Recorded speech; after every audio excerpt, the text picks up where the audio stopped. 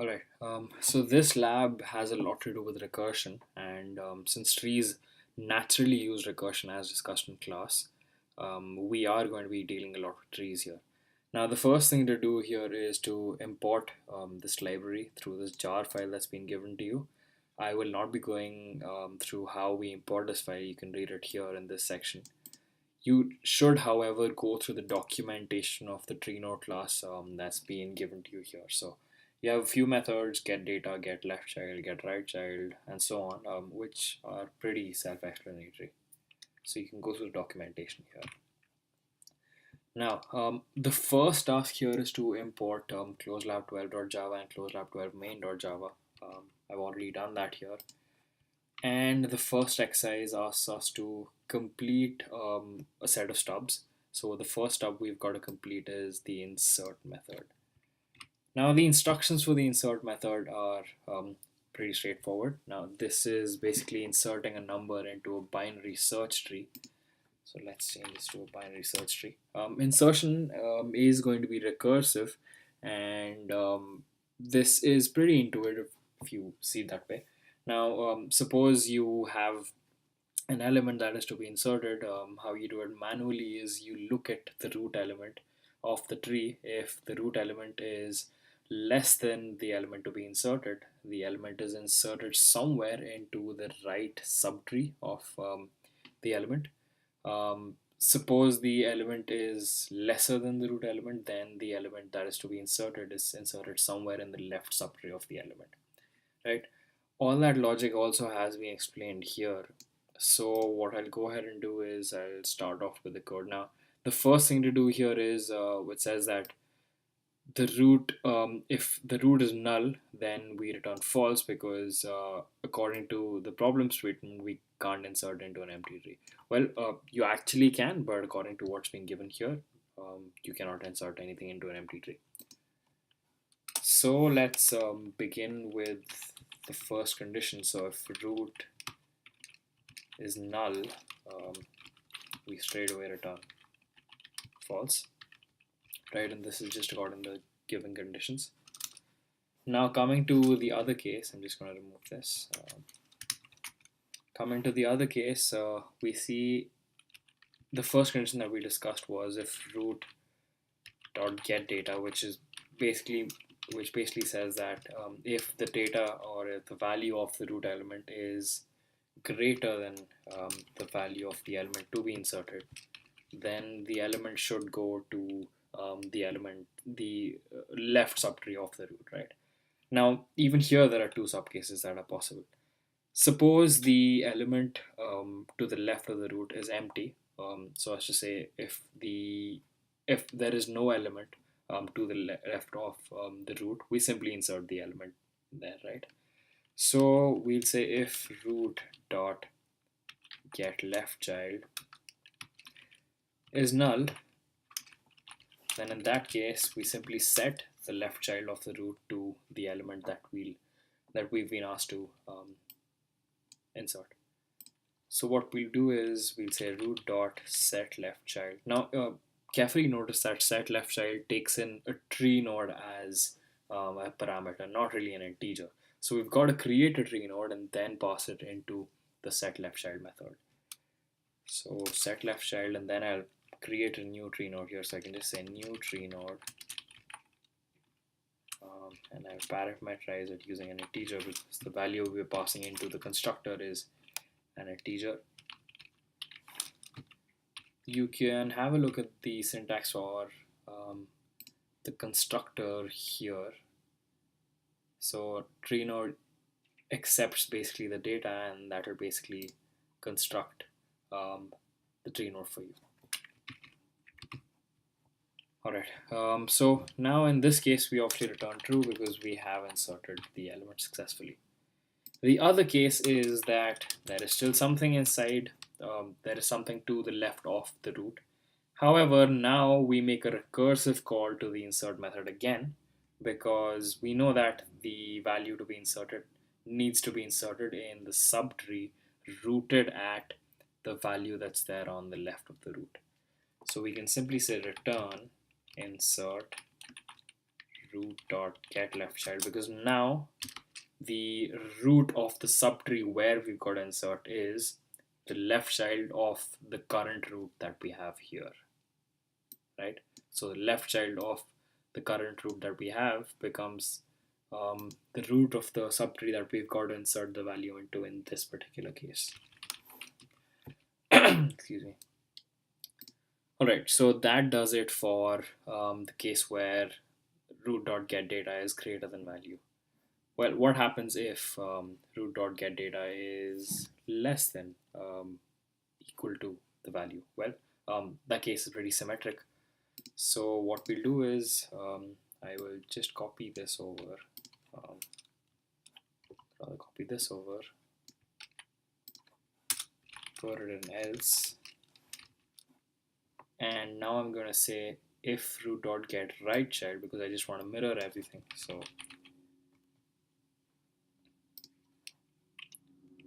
if root.get right child is equal to null, set right child is equal to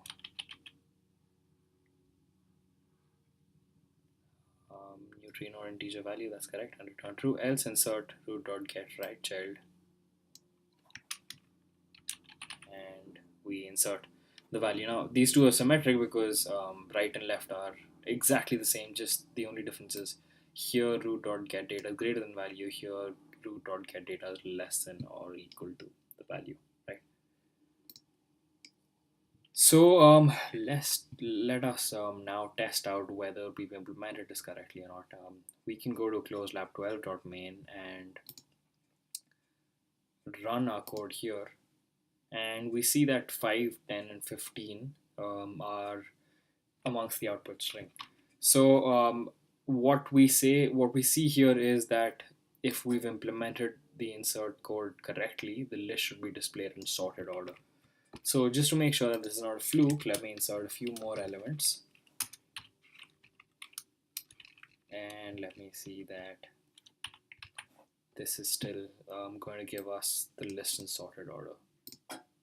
Right, and you see that it is a list in sorted order. So 3, 5, 10, 10, and 15 is the output that we have. And also note that when we say system.out.println root, we are implicitly calling the toString method, which is already been implemented for us. You can check out how it's been implemented again using the documentation, right? So yeah, the toString method, the implementation details are given here. All right. Now going on to the second part of this exercise, we've got to create a JUnit test case to really verify that our code is correct. Well, creating a JUnit test case is pretty simple. We go to the project, we click on new, and then I say I want to create a JUnit test case. So I can just call this test case test insert, and I can simply remove this for now because I don't want my case to fail by default. Now also note that the method that we introduced here is a static method, so we can simply call this method by saying ClosedLab12 dot insert instead of really instantiating an object first, because this is a static method, so we do not need an object to call this method. So I'm going to create I'm going to rather copy some code from here. So I am going to let me change this to maybe 17. Now I've created a tree with root 10 and I've inserted all these elements. Now what I want to do is I want to assert whether or not the output of root.toString is the same as a string which has all these values in sorted order or not, right? So all these values in sorted order should be 3, 5, 10, and 17, right? So that's 1, 2, 3, 4, 5 values in here. We missed out one value. Okay, 3, 5, yeah, we missed out 15. So let's see if this test runs correctly or not. Yep, so a test passes. That means that our code does run for this test case. Now let's make another test case where we have a different tree. So let me call this test2, and let me create this tree with, say, um, a root which is -4, and um, -5 is the next value, and say 10 is the next value, and these two values are the same. Now in this case, the sorted order would be -5, -4, 10, let me start 3 here, 3, 10, and 17, right? So that's -5 first, -4, then 3, then 10, and 17. So let's see if this test case passes. And we see that this test case is failing. And let's see why that is.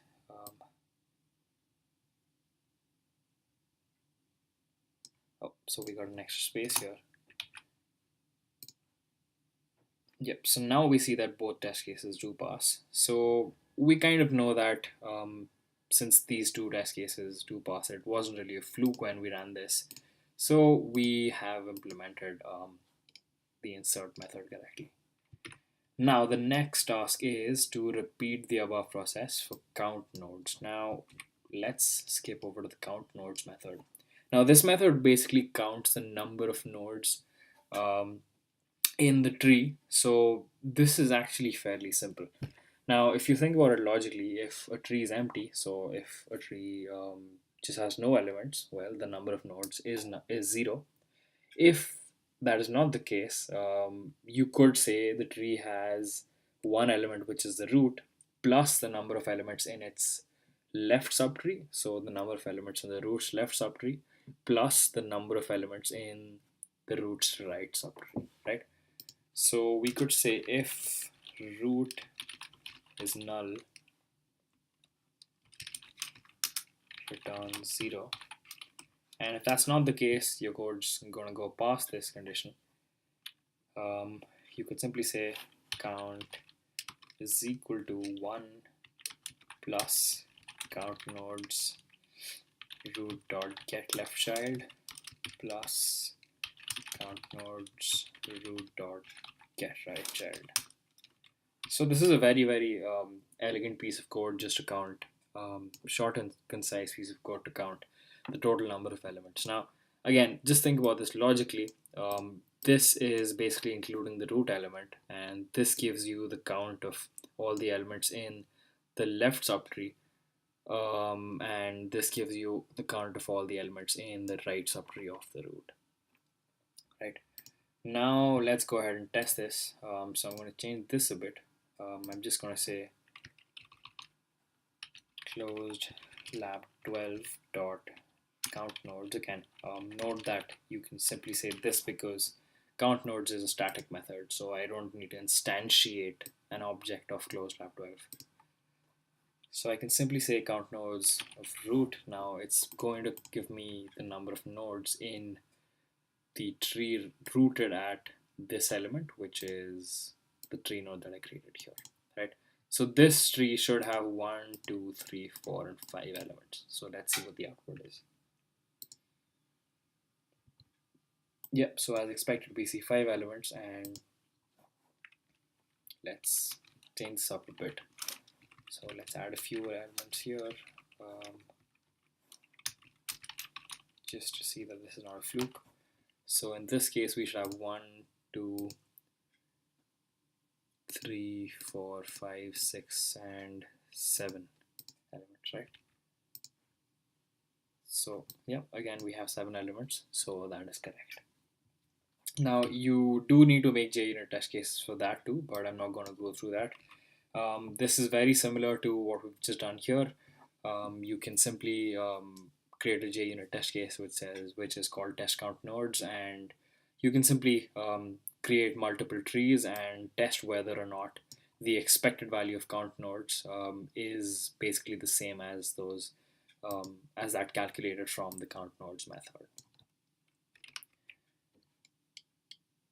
Now, the third exercise is where it gets slightly tricky, but not really tricky. we've got to repeat the above process for the in-ordered reversal method. So the specific algorithm for in-ordered reversal is being given to you. You process the left child first, then you process the current node, then you process the right child. Now, the word process might be slightly confusing, and we'll come to that. So let's have a look at what in-ordered reversal means. So in-ordered reversal basically means that you are outputting something related to a tree. So the rules are that if the tree that's been input into, or the tree rooted at um, the root here is empty, then you just it just consists of one element, then you just print the only element that's there.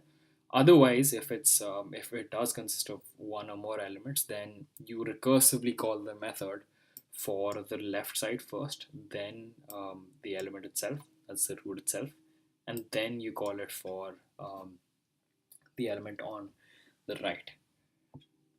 So what we've been given here is we've been given a blank string by default. So we can say if root is equal to null, we return result, right? Because we know here if the root is null, then we return an empty string. If that's not the case,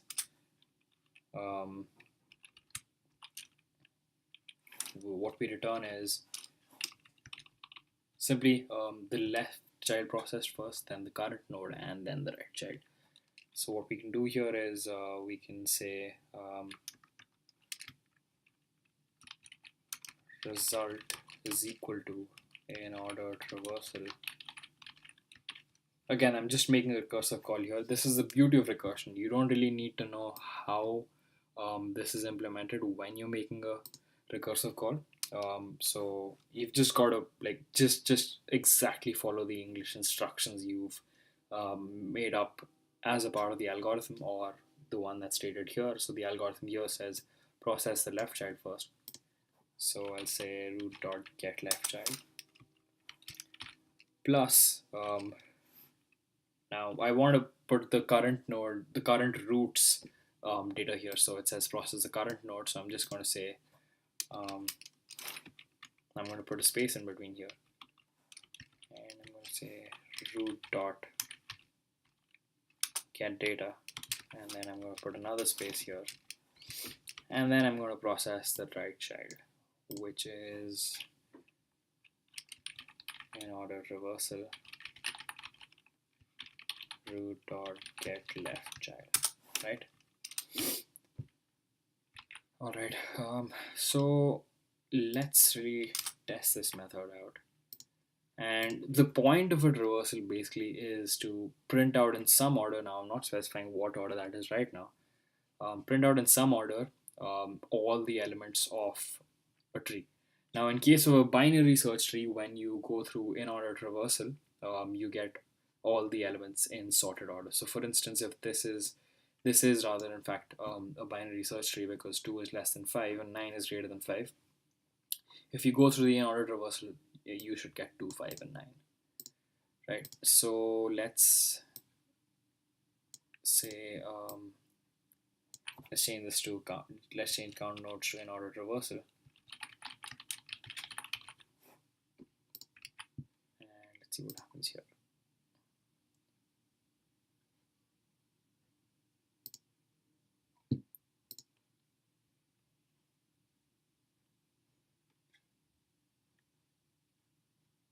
Alright, so we should have actually changed this to get right child. That's the mistake that we did here. And yeah, so now you see that in-ordered reversal basically gives you all the elements in sorted order. Now, the point, again, I repeat, of a reversal is basically to get all the elements of a tree. Now, if you look at exercise 4, you've got to repeat this for pre-order and post-order reversal. Now I'm going to help you out with pre-order reversal. Post-order reversal is going to be left out as an exercise for you. So if we look at pre-order traversal, we've got to do pretty much the same thing. So I'm going to copy this and I'm going to replace this. However, there's a slight difference in the ordering of things. So here we process the current node first, and then we process the left child and then the right child. So things switched up a bit. So I'm going to cut this and I'm going to paste this here. I'm going to be removing this. So basically we process the current node first, that's this. Then we process the left child, which is again calling an ordered reversal of root.get left child. And then we process the right child, which is this, right? So let's actually say this is the unordered reversal, right? And let me again after this print out the pre-ordered reversal of the tree. So again, both reversals here will give us all the elements in the tree, but the difference is going to be the order in which the elements are outputted. So pre-ordered reversal doesn't really give you the elements in sorted order. In a binary search tree, in-ordered reversal definitely gives you all the elements in sorted order, right? So if I've got to change this, so let's change this to pre-ordered reversal. Yeah. So you see that even in the pre-ordered reversal, we do have all the elements of the tree, but they're not really in sorted order. 3, 5, 10, 15, 21, 42, and 45 is basically the sorted order of all the elements in the tree. However, 10, 3, 5 is obviously not sorted. So you know it's not the sorted order, but the core of a traversal is that you should be able to cover all the elements inside a tree. So that is it for this lab, and we'll discuss the remaining things in class.